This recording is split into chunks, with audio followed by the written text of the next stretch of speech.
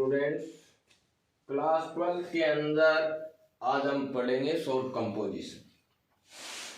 ये आपके एग्जाम में 80 वर्ड्स 4 मार्क्स 4 अंक का आता है। इसमें किन बिंदुओं को शामिल किया गया है? एक तो इनवाइटेशन है।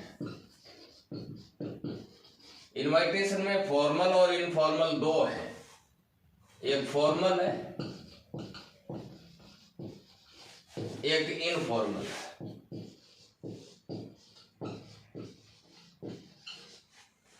दूसरा इसमें शामिल किया गया नोटिस। तीसरा इनके अंदर शामिल किया गया है एडवर्टाइजमेंट।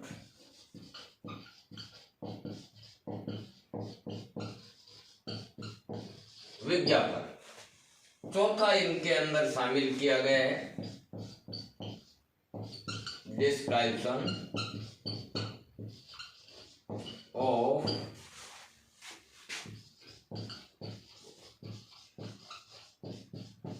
आर्गुमेंट फॉर और अगेंस्ट। पक्ष व विपक्ष में तर्क देना। मैं प्राय इन चारों में से 3 की तैयारी एग्जाम में करवाता हूं, जिनमें से हमें एग्जाम में 2 दिए हुए मिलेंगे और आपको एक हल करना होता है, एनी वन।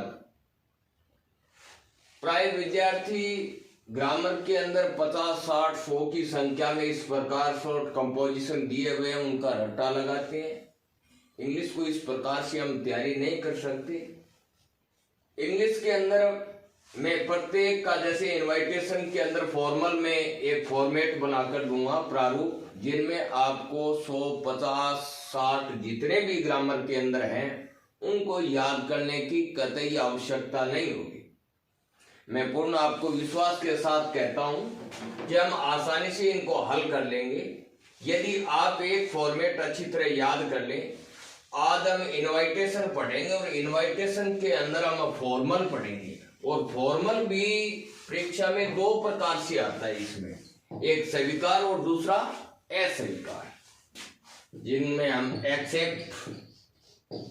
कोई भी रिलेटिव हमें जब इनवाइट करता है तो हम वापिस उनको रिप्लाई करते हैं कि आपके फंक्शन में, आपके कार्यक्रम में मैं जरूर उपस्थित होऊंगा।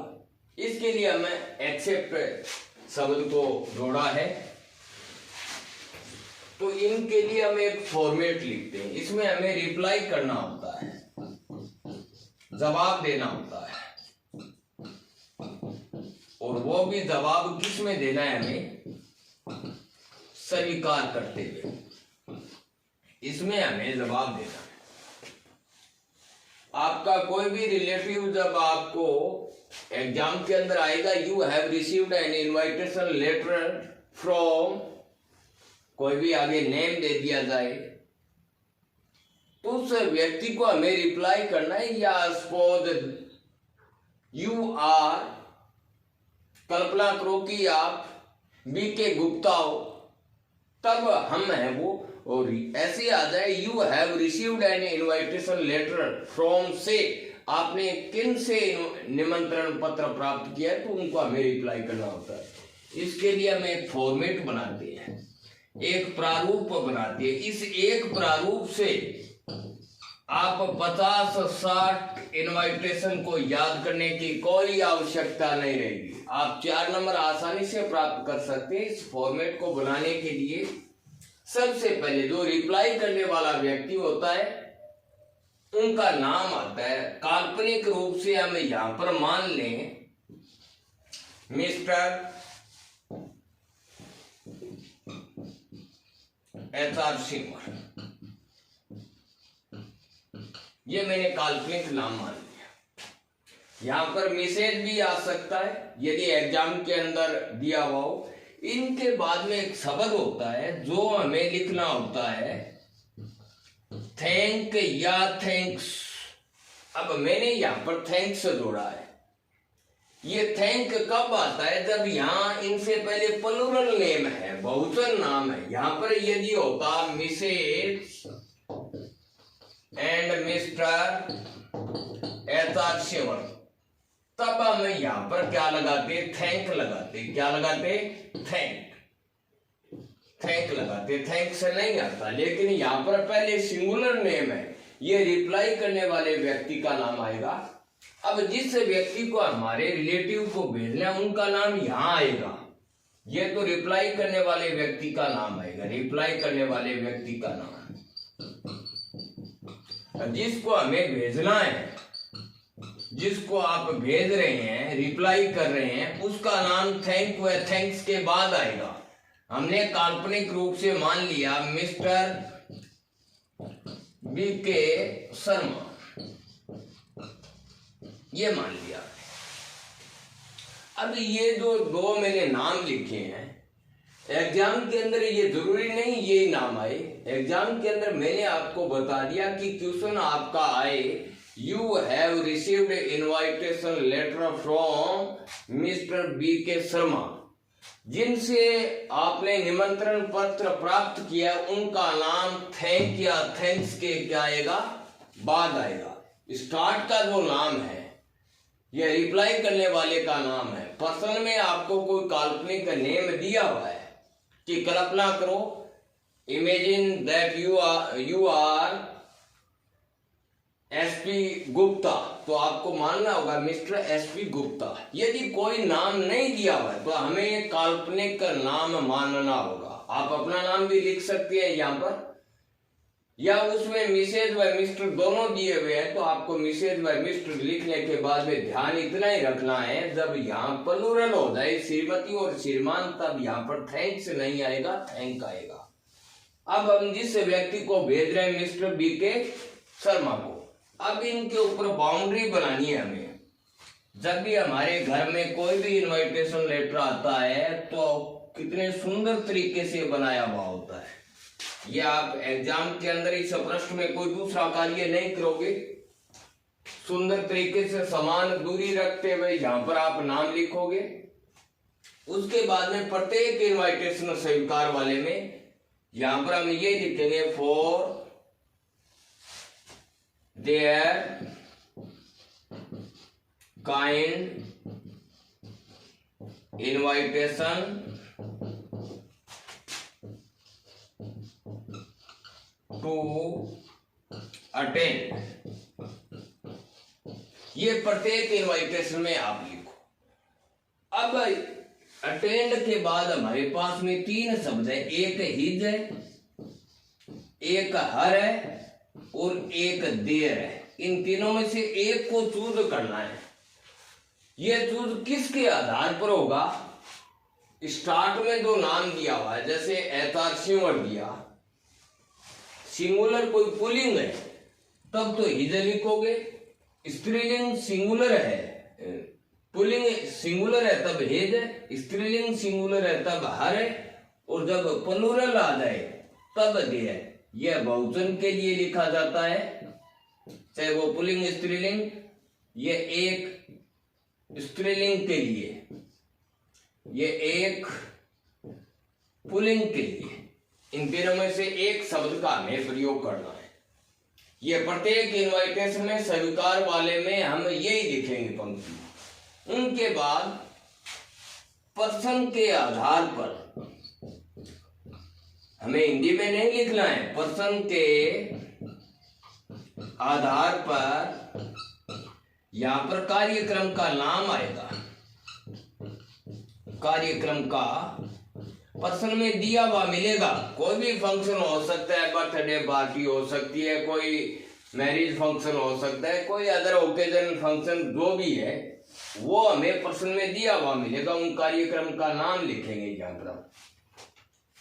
अब प्राय कार्यक्रम का नाम लिखने के बाद वो कार्यक्रम कब है, सबसे पहले हमें इनविटेशन के अंदर 3 बातें लिखनी जरूरी होती है।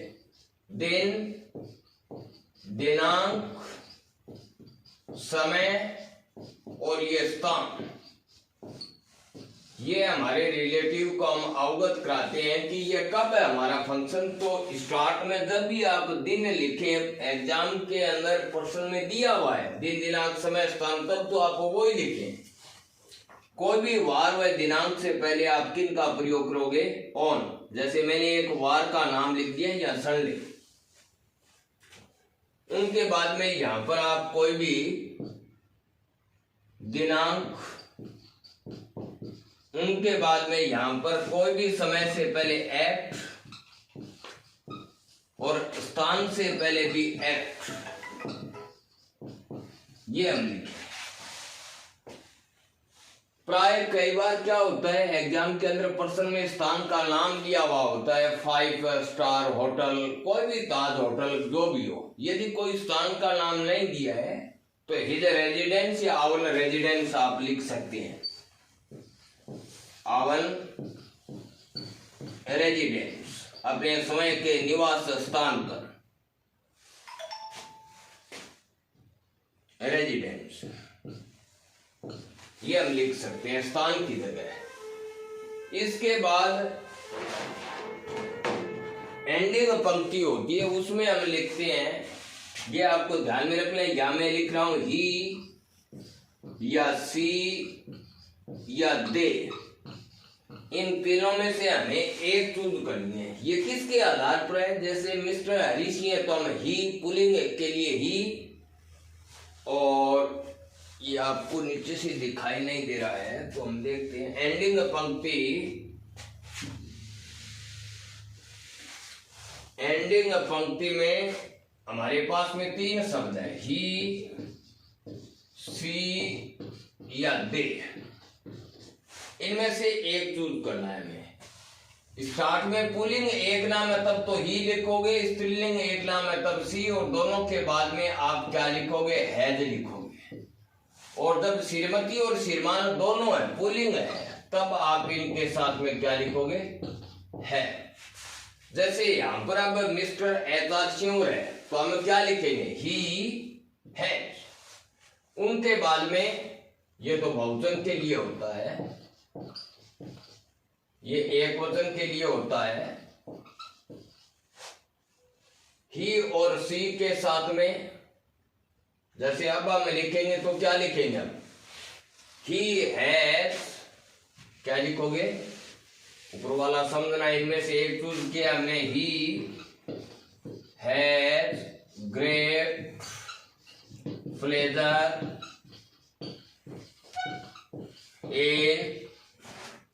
in accepting the invitation।